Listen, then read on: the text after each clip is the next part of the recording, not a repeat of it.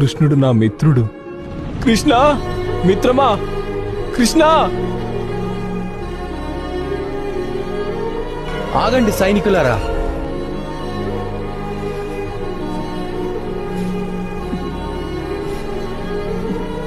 ప్రాణ స్నేహితుడు ఇతనే నా సుధామ. ఇకపై తను ద్వారకలో ఎక్కడికి వెళ్లాలన్నా ఎవ్వరూ ఆపకూడదు. రా, సింహాసనం మీద కూర్చో. లేదు మిత్రమా, లేదు.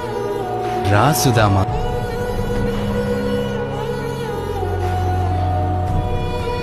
వద్దు మిత్రమా, అంత పని చెయ్యొద్దు కృష్ణ. ఇది నాకు ఆనందాన్ని ఇస్తుంది.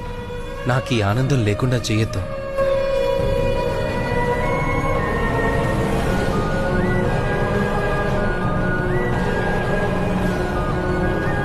అన్నట్టు మిత్రమా, నువ్వు వచ్చావంటే ఉత్త చేతులతో అయితే వచ్చుండవు కదా. చెప్పు, ఏం తీసుకొచ్చావో. ఇంట్లో కేవలం పిడికెడు అటుకులు మాత్రమే మిగిలాయి. అవే తీసుకొచ్చాను మిత్రమా. అద్భుతం. నాకు ఈ విందు భోజనాలేవి ఆకలి తీర్చవు సుధామా. ప్రేమ నిండిన మనసుతో పిడికెడు అటుకులు పెట్టినా ఈ కృష్ణుడు సంతృప్తి చెందుతాడా?